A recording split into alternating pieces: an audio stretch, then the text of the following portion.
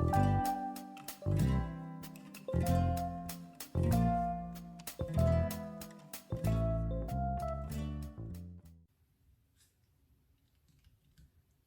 there, all you scrappy folks. Suzanne here in the studio today with a new series called LOL. In this case, LOL stands for last of line. As I had shown you and discussed in my recent series, Stash, Grow, Stow, and Flow, when I am done with a collection or a kit and I've kind of broken things down and I just have part of a collection left, just a few things that I'm not really ready to part with, but I need to set aside for a while, they go in my last of line bin. Here's a current photo. As you can see, my last of line bin is stuffed with over 40 different paper lines. So it's time to work on those. Let's see if I can't plow through quite a few of those and give myself some more room and at least make it so that this bin is not a back-breaking activity just to put it away. Okay, here we go. My first project is going to use these photos from a recent weekend trip. We recently went to Bardstown, Kentucky, and there you will find my old Kentucky home, State Park.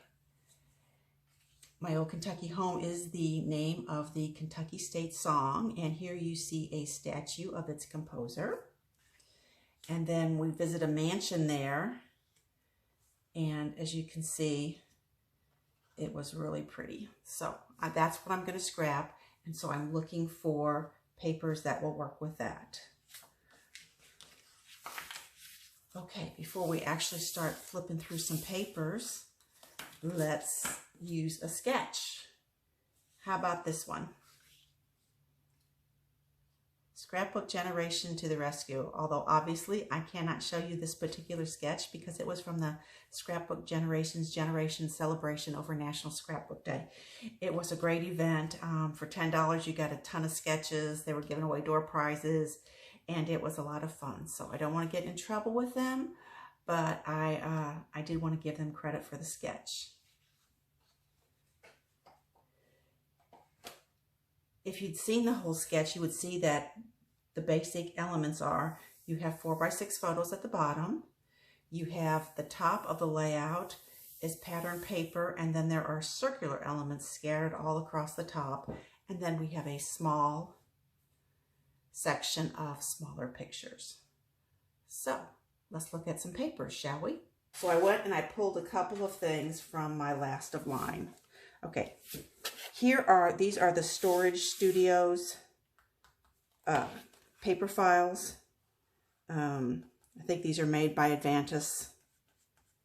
And I really like these, and I use these for all my collections and everything. So they're very sturdy. I know you can get cheaper now, and if I was just starting out now, I would probably go with something a little bit cheaper because I have quite a bit invested in these. But I have never had one tear or yellow or anything like that, so I'm really happy with them. Okay, so here was the first line I chose out of this, and I thought we had these circles in the background with all the butterflies, and I thought, well, that would work good. And then I could use just photos across the bottom, but then I was beginning to worry that that was a little too busy. So I'm like, okay, the flowers are pretty. That would make a nice background. Or the diagonal stripes. Sometimes diagonal stripes can be hard on pages where you have a lot of photos, I find. And then, let's see, what else do I have in here? I had this page, and this, I think, would have worked really, really well, except I only had one piece.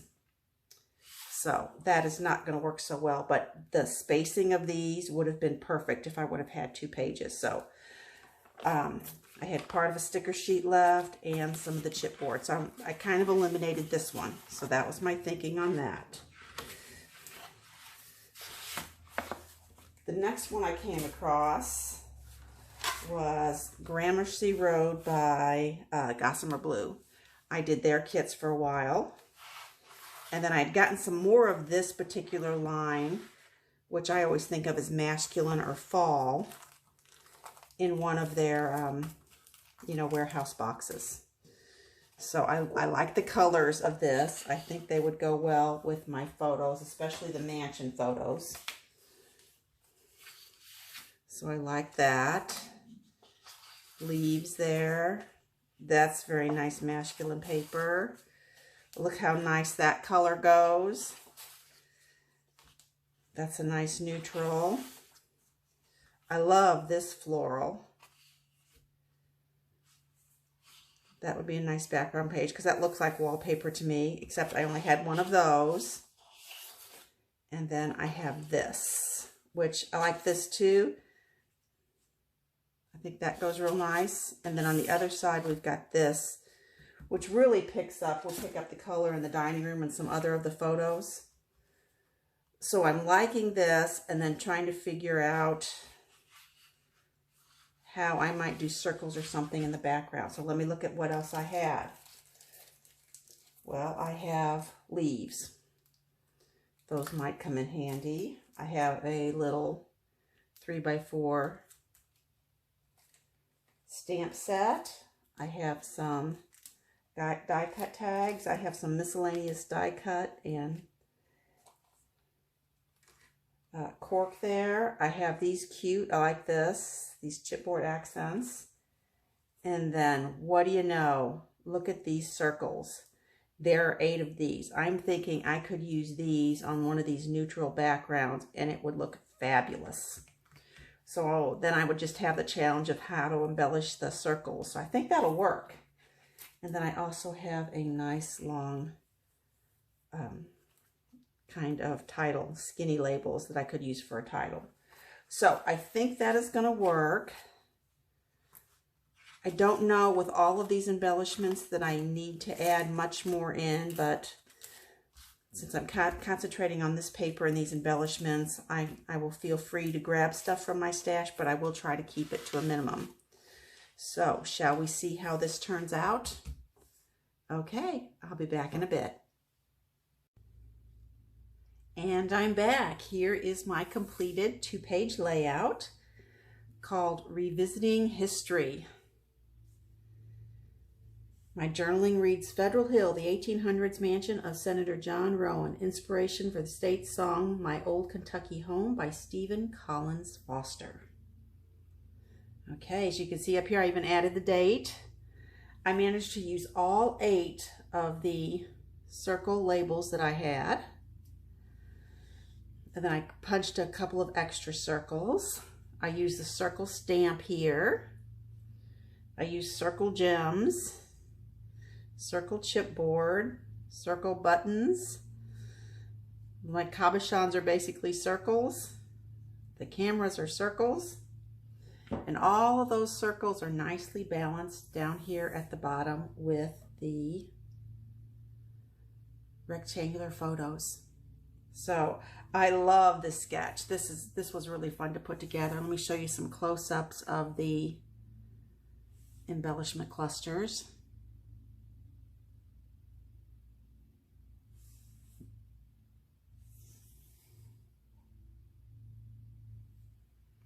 And I tried to make sure that most of my circles were connected in some way, either to another circle or to something else. There's only one exception over here. I think I can get away with it once, but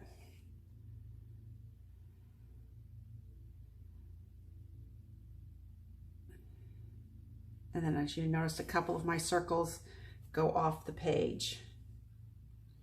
This one goes off the page. This one here is tucked under.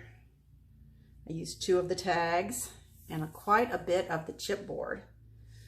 So I still have, although the chipboard's almost gone, I still have quite a bit of the die cuts left. So I'll see what else I can make. So stay tuned, be back in a bit. All right, I am back with a single layout here. I thought this sort of arrow paper was really interesting, so I thought I would make a single out of it. I've used about a 8x11 piece of this pretty floral paper. And then I've done a couple of mats here with some pink cardstock and another one of the patterns. I also took that pattern paper and I cut out a arrow there, and I put that piece of paper in there as well. I just thought it was another way to tie something in. It was really fun embellishing this. I liked using my stickers, my label sticker, and then I just layered it with these leaves. I really like those leaves a lot. Let me give you a close-up of some of these. This was at dinner that same weekend when we were in Bardstown, Kentucky, and we had, Bardstown is bourbon country.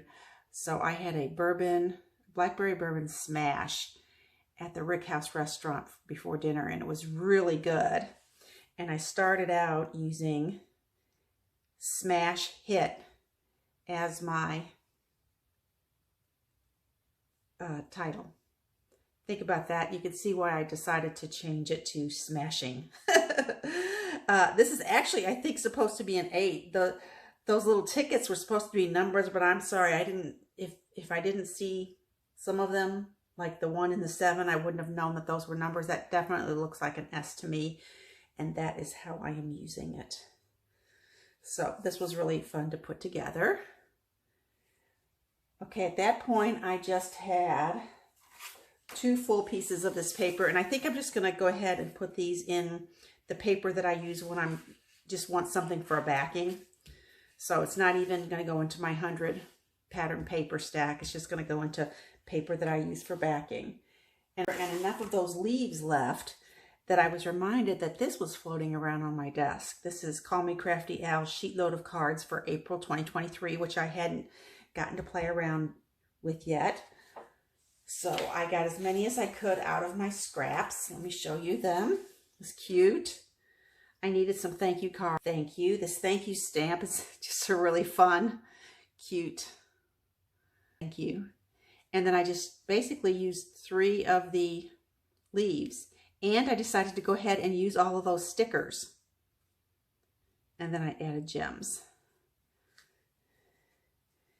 Here's another one. Pretty. Very nice. I like these a lot. This is on an off-white card base.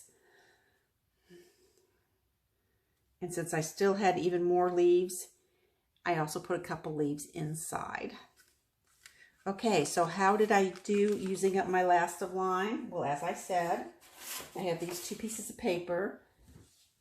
Embellishments wise, I think I'm just going to toss this stamp set. It just doesn't stamp well. It's just not very good quality. I had a couple of labels left.